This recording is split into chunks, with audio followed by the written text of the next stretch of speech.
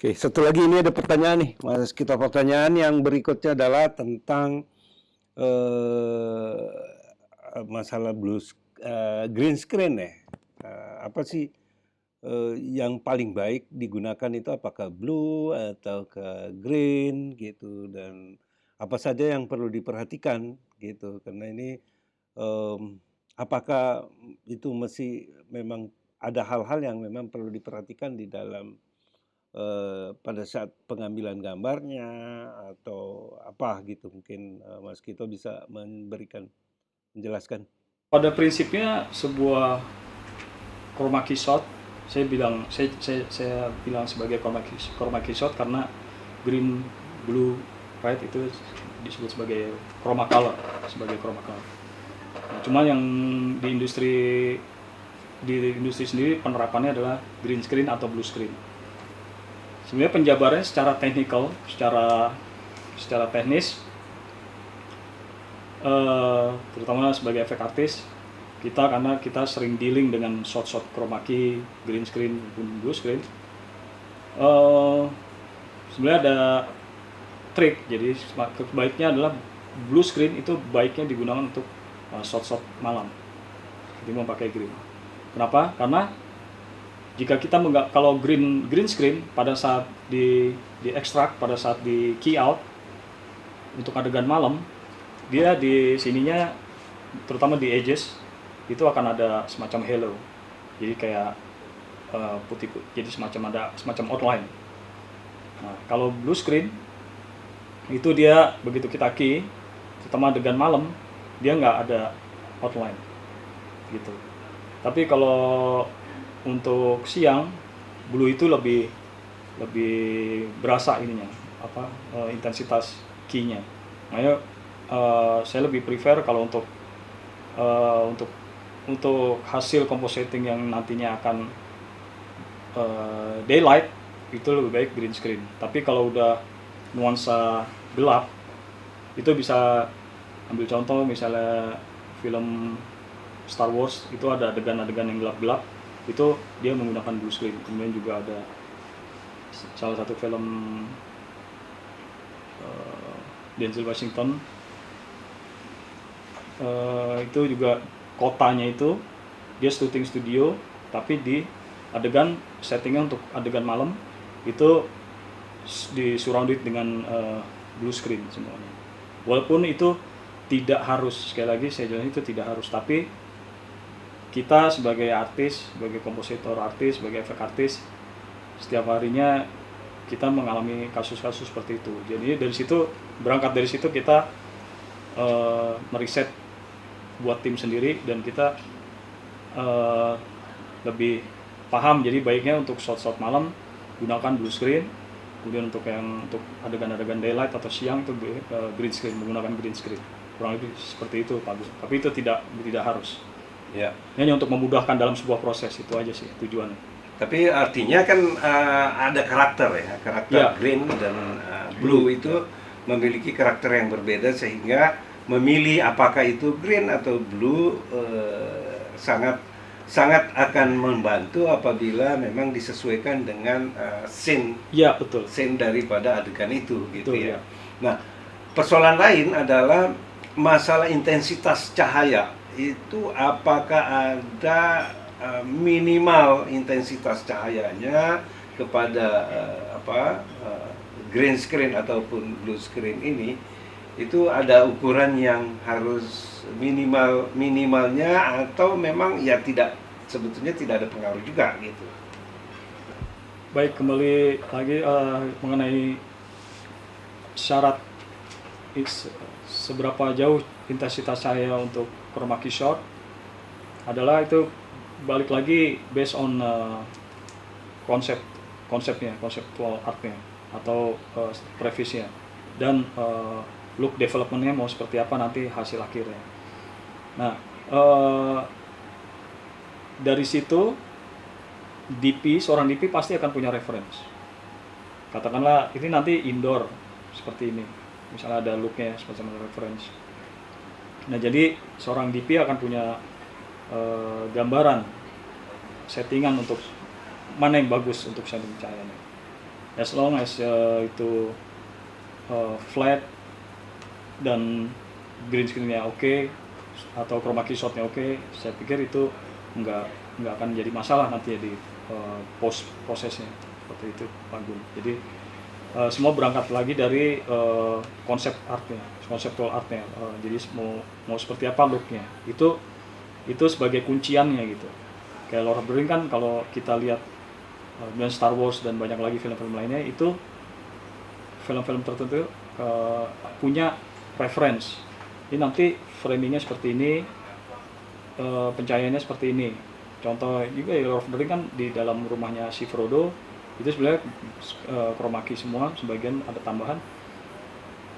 Nah itu kan sudah disetting di dalam environment setnya udah disetting seperti ini. Jadi si DP juga punya settingan, oh jadi nanti lampunya di sini nih, yang ini berapa kilo dan sebagainya, seperti itu kurang lebih Pak Gun. Oke, terima kasih. Kang Yayat ada ingin ditambahkan? Saya tambahkan sedikit perbedaan untuk memudahkan proses post produksi, terutama di clean up. Itu betul kata Mas Kito, antara blue screen sama green screen ya. Jadi kalau malam kita menggunakan blue screen, itu orang clean up akan lebih mudah, tidak banyak bocornya. Nah gitu. Nah kedua, justru pertanyaan Mas Kito gini, kan ada lagi marker ya Mas Kito ya, marker. Nah itu marker itu yang paling standar tuh warnanya apa sih? Apakah harus berbeda kontras ya marker itu, atau harus sama? Untuk soal marker, baiknya saya sarankan adalah turunan warnanya tersebut. Jadi misalnya green screen, kalau bisa dia turunannya, kayak semacam exposure mungkin naik turun satu step atau 2 step is okay. Jadi kalau tangan itu green yang lebih tua sedikit atau green lebih tua. Jadi sebisa mungkin jangan pakai merah atau putih, karena akan jadi double rework, jadi kerja 2 kali gitu. Yang penting ada gradasi gitu ya? Iya, semacam gradasi gitu. Blue screen ya juga sama. Kalau blue screen ya angkat sedikit exposure-nya, mungkin yang biru agak mudaan sedikit, seperti itu sih. Jadi jangan pakai merah atau putih ataupun isolasi hitam gitu, jangan, karena akan jadi double rework. Apalagi kalau ada kamera bergerak, terutama misalnya aktornya perempuan, terus rambutnya panjang, terus ngumbai gitu, wah itu repot. Iya. Jadi kerjanya banyak ya? Iya, jadi kalau sebisa mungkin hindari kasihan clean up. Hitam, putih, merah, jadi emang turunan warnanya aja kalau bisa sih. Dan juga satu hal yang harus diperhatikan adalah, jika dalam shot tersebut tidak dibutuhkan satu pergerakan kamera, ya tidak usah dipasang marker point. Gitu. Nah, ini juga satu hal, katakanlah ada satu adegan, si aktor berdiri di sebuah environment yang ada distance. Katakanlah gedung di belakangnya, ini dia di jalanan, terus di belakangnya ada gedung. Dia berjalan. Nah, kalau bisa itu juga harus dipikirkan ada marker-marker semacam tiang seperti itu untuk depth fokusnya seperti itu. Buat si kompositor pada saat kompos dia tahu.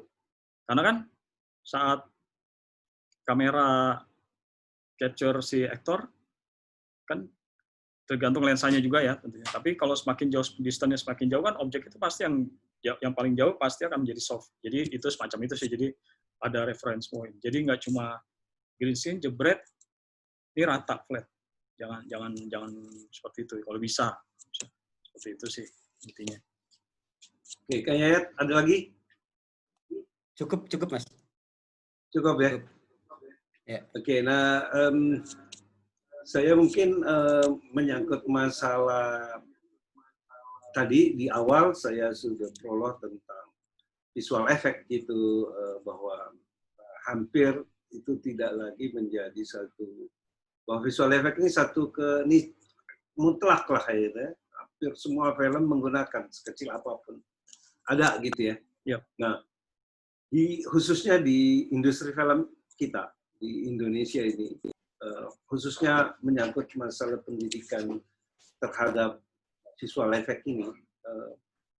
Saya nggak tahu, mungkin Mas Zayat bisa, apakah sudah ada ya sekolah atau perguruan tinggi yang memang mengkhususkan untuk bidang visual effect ini, atau bagaimana itu? Yayat atau Mas Kito mungkin, atau sudah ada memang sekolah yang Kalau membuka khusus untuk bidang ini gitu. di Indonesia belum ada Mas Kito atau Kang Yayat? bidang visual effect. Halo? Di Indonesia belum ada yang pendidikan khusus untuk visual effect. Ya.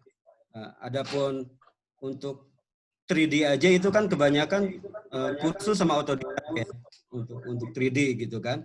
Nah, padahal visual effect itu harus seperti ilmunya tuh seperti tadi dibilang Mas Kito, dia punya ilmu tentang angle kamera, tentang lighting, tentang modeling, tentang artistik. Jadi Indonesia belum ada ilmu pendidikan formal yang berbasis yang jurusannya khusus visual effect.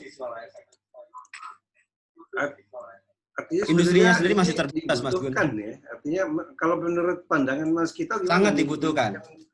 Melihat tingkat kebutuhannya, hampir semua film sekarang itu sekecil apapun, ya itu kalau kita lihat film Indonesia, apalagi film luar ya, film luar hampir teknologi itu tidak ada film yang tidak menggunakan teknologi itu, ya kan? Ya. Nah ini bagaimana gitu menurut Mas Kito, apakah memang ini cukup dipelajari dengan otodidak saja atau memang bagaimana? Untuk sekolah visual effect di Indonesia belum ada. Cuma baiknya sih dengan meningkatnya perfilman Indonesia yang saya lihat sangat bagus. Tentunya sudah sepatutnya di sini ada sekolahan spesial khusus buat visual effect. Karena kenapa di Amerika banyak? Karena memang mereka punya industri yang bagus. Juga di India juga banyak sekolahan-sekolahan visual effect, karena industri mereka juga sudah bagus. Kemudian di Asia Tenggara sendiri hanya ada di Singapura dan Malaysia. Cuma Singapura lebih dominan untuk di Asia Tenggaranya sendiri. Di Indonesia sendiri mungkin BINUS sudah ada, kemudian juga ada UMN ya. Kemudian kalau SMK baru SMK Kudus. Oh ya, Kudus ya. Itu juga sangat bagus, mereka sudah berproduksi sendiri. Ada film Unyil, kemudian ada film Paswa, dan kontribusi mereka juga untuk beberapa film di Jepang juga Korea. Itu juga bagus, mereka lebih ke arah animasi, full animasi. Kemudian emang kalau menurut saya memang sudah harus ada di Indonesia sendiri, dan memang harusnya sih ya sudah mulai itu Pak Gun. Ya nggak bisa terhindar sih. Nggak bisa terhindar karena industri perfilm di kita juga semakin hari makin kesini juga makin baik ya. Kebutuhannya juga makin banyak, sementara juga SDM-nya masih sangat sedikit ya. Iya. Khusus untuk visual effect ya. Ya, betul Pak. Oke, mungkin ya ini untuk closing aja nih, artinya Mas Kito melihat perkembangan perfilman Indonesia, terus tingkat kebutuhan terhadap kompetensi di dalam visual effect ini, terus melihat dunia pendidikannya yang tadi itu bahwa ya belum ada gitu ya.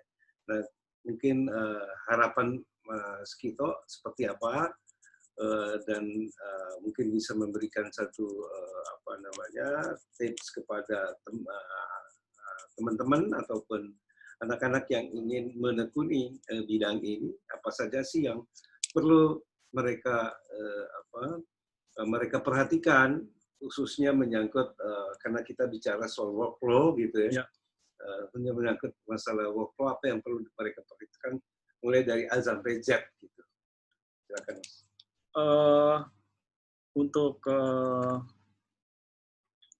visual effect tentunya kita harus menyiapkan beberapa regenerasi yang harus benar-benar siap, dan tentunya juga harus adanya dukungan,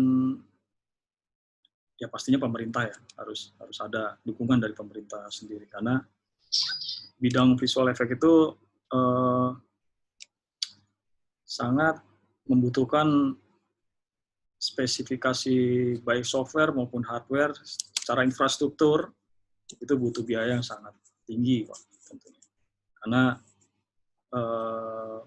kaitannya dengan teknologi, di mana teknologi di bidang visual effect itu terus update. Jadi terus update. Jadi semacam nggak hanya di software hardware, tapi juga di kamera tentunya. Saya lihat juga makin kesini juga makin banyak resolusi, semakin lama semakin bagus. Blackmagic, kemudian Arri Alexa, kemudian juga di segi rigging pada saat film 1917, Arri menciptakan rigging khusus hanya untuk dedikasi film tersebut. Jadi sangat butuh biaya besar kalau kita harus memulai industri visual effect. Tapi tentunya ya tetap peran pemerintah sangat dibutuhkan. Seperti itu sih Pak dari saya. Jadi selain itu juga studio ya, sangat dibutuhkan studio yang memang sangat memungkinkan untuk membuat mengeksekusi gagasan-gagasan besar gitu ya. Iya, betul. Karena ini kalau lihat film-film luar itu, kalau lihat behind the scene-nya cukup iri juga gitu, lihat studionya. Iya, ya. betul Pak. Artinya dia bikin betul ini. Nah ini ada pertanyaan ini, artinya bahwa di dalam persoalan visual effect ini memadukan antara real shot, ini gambar yang memang diambil, terus memadukan itu biasanya prosentasenya apakah memang tergantung ceritanya atau memang itu karena ini kan sering ada kecenderungan nih suka wah ini nanti bisa diselesaikan di post, bisa dengan CGI gitu. Nah, ini apa pendapat-pendapat seperti ini gimana itu? Nah, itu Pak. Jadi kembali lagi semua berangkat dari konseptual itu tadi. Nah, dari konseptual itu nanti akan dikembangkan. Jadi untuk adegan ini ada namanya color story. Jadi istilahnya adalah color mood-nya ini untuk adegan ini seperti ini. Jadi pada saat kompos itu masih kalau zaman dulu istilah 90-an adalah one light. Jadi komposnya masih belum yang benar-benar full color correct. Karena hasil akhirnya adalah ada di saat color grading. Jadi kita hanya kompos base first light. Jadi istilahnya one light aja. Jadi semacam kayak flat gitu. Jadi nggak yang misalnya 3D-nya benar-benar warnanya harus dikulik, harus seperti ini, enggak. Karena color space, kenapa seorang supervisor itu harus membuat pipeline tersebut. Jadi color space itu harus disepakati bersama. Apa nih? Color space-nya ini apa yang harus dipakai? Apakah sRGB atau Rec 709 atau Rec 2020 macam dan sebagainya macam lainnya. Berangkat dari compositing, begitu udah selesai output, biasanya sebagai DPX, format, ataupun EXR. Itu dua format itu yang dibutuhkan pada saat hasil akhir. Kenapa DPX, kenapa EXR? Karena mereka memiliki full range color yang luas. Kenapa kita butuh full range, yaitu untuk bisa mendapatkan turunan warna atau gradasi warna yang cukup luas, karena dia full range color. Kemudian di grading itu nanti akan menciptakan look-nya. Itu jadi hasil akhirnya adalah di grading. Nanti begitu udah selesai di grading, baru dibikin output sebagai DCP format. Dan format-format lainnya. Bisa itu hanya untuk screening, atau biasanya untuk screening itu hanya H264. Kemudian format-format lainnya mungkin untuk kebutuhan trailer, MP4, macam-macam formatnya. Jadi hasil akhir itu bukan di compositing. Compositing hanya kompos. Elemen-elemen, semua aset dikompos, tapi untuk warna, itu hasil akhirnya di grading. Jadi makanya kenapa film Hollywood itu rata-rata ngeblend. Karena mereka sudah tahu, seorang DP sudah tahu, berangkat dari si konseptualnya itu, akan kelihatan, ini nanti agak kebiru-biruan, tapi tetap maintain skin tone-nya. Kalau kita nonton Matrix, agak kehijau-hijauan, tapi skin tone tetap. Tapi pada saat kompos, itu seperti One Light. Jadi, retouching color-nya, mood color-nya, itu ada di itu yang disebut sebagai color, itu bisa menciptakan suatu emotional atau story, seperti itu, Pak. Artinya gini, seorang visual effect gitu juga memang sudah harus mendesain, bukan mendesain, sudah punya guide color. Ya, meskipun nanti itu adanya di final itu ada color grading, di proses color grading ya.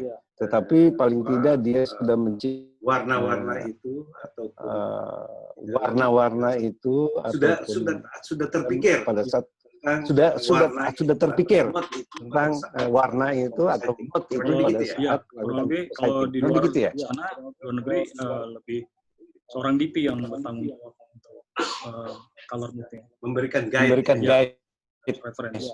referensi ya. Oke, Mas Kito, ini sudah di ujung, sudah selesai, ini kayak waktunya cukup mepet nih. Terakhir ada yang ingin disampaikan atau diberikan tips untuk teman-teman atau ingin memulai masuk ke dunia ini, apa saja yang perlu mereka perhatikan, mereka lebih tahu banyak lagi, mencari tahu banyak lagi tentang persoalan visual effect. Nanti Mas Kito setelah itu Yaya ya, silakan. Kalau pesan dari saya, ya harus mencoba. Pertamanya adalah harus mencoba untuk berani mencoba sesuatu yang baru. Kalau mereka yang belum punya background, contoh salah satu yang saya salut adalah anak Nigeria. Dia hanya menggunakan blue screen sederhana dan syuting hanya dengan handphone yang screen-nya juga udah pecah. Dia berani mencoba dan hasilnya luar biasa. Menurut saya itu hal-hal seperti itulah. Lagi di masa saat ini corona, kalau buat saya pribadi, masa corona ini adalah masa buat saya untuk menjaga ritme kreativitas saya. Jadi saya kalau di rumah ya mencoba sesuatu yang baru. Jadi semacam reset dan menjaga ritme kreativitas kita nggak drop. Dan juga satu sisi lain adalah juga mata kita juga harus dilatih untuk melihat sesuatu yang natural, misalnya katakanlah pagi antara sore matahari memang hampir mirip, tapi ada perbedaan. Kalau matahari pada saat pagi dia lebih agak biru, kemudian untuk matahari di senja atau sore dia agak lebih ke merah. Jadi hal-hal seperti itu, misalnya saat hujan ada lampu jalanan di aspal itu ada tekstur basah. Jadi hal-hal detail seperti itu yang sering saya latih buat saya, dan juga mungkin buat para pemula tentunya harus belajar untuk melatih tentang acting, terus mendalami kamera. Untuk masalah hasil nanti bagus atau enggak itu masalah belakangan. Tapi contohlah anak Nigeria yang syuting hanya dengan pakai handphone, dan handphone itu juga handphone handphone yang kurang bagus, yang screen-nya udah pecah. Tapi mereka inisiatif, dan buat saya satu langkah yang bagus sekali mereka bisa memulai efek. Di situ kan bisa terlihat berarti mereka punya semacam dorongan, semacam spirit untuk mencoba. Jadi mereka akan tahu, akan terus belajar, oh kesalahan saya di situ. Dan itu dengan adanya sikap spirit seperti itu, saya yakin itu anak kalau ditekunin, dia bisa jadi seorang efektif yang handal juga. Kurang lebih seperti itu, Pak. Oke, jadi kuncinya sebenarnya keinginan untuk melakukan satu penciptaan ya. Karena memang teknologi ini sangat memungkinkan kita untuk menciptakan sesuatu yang sebetulnya tidak ada gitu ya. Yang tidak ada berbeda dengan cara kalau hanya merekam saja, artinya memang ada objek yang kita rekam. Tapi dengan teknologi ini sesuatu yang tidak ada tetapi di imajinasi kita ada, maka itu sebetulnya bisa kita ciptakan lewat teknologi ini. Kurang lebih begitu. Ya, mantap. Kang Yayat, silakan Kang Yayat. Ya, sebenarnya hampir sama. Hampir sama.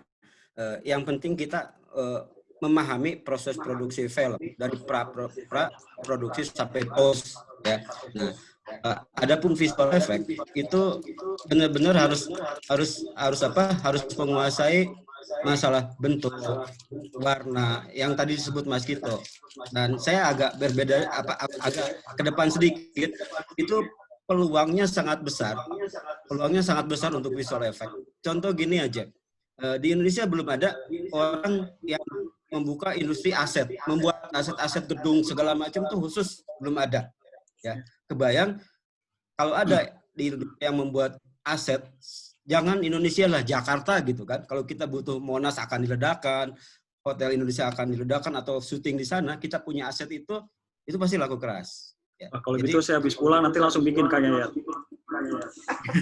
Jadi gini, tidak usah menunggu. Mas Kito pulang dia bikin semua gedung-gedung yang ada di Indonesia. Gitu. Iya, pakai lidar dulu Mas Kito, nanti didetailkan. Ya itu oke, itu menarik tuh, gagasan itu menarik, apalagi di musim di pandemi COVID-19 ini, Kang Yayat, kita bisa mengajak anak-anak agar bisa lebih kreatif menciptakan hal-hal yang seperti itu, karena memang banyak sekali sebetulnya yang bisa kita lakukan di kondisi kita lagi sedang seperti ini. Oke, terima kasih Kang Contoh Yayat. kasus saja Mas Bun. Contoh kasus sedikit, ya. Kasus sedikit.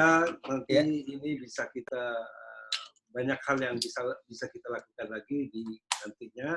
Semoga kelas ini bermanfaat untuk bagi banyak baik pemula maupun juga teman-teman yang memang menekuni bidang film atau produksi film ini. Oke, terima kasih. Selamat siang menjelang sore, semoga bermanfaat. Salam kompetensi. Salam kompetensi Pak.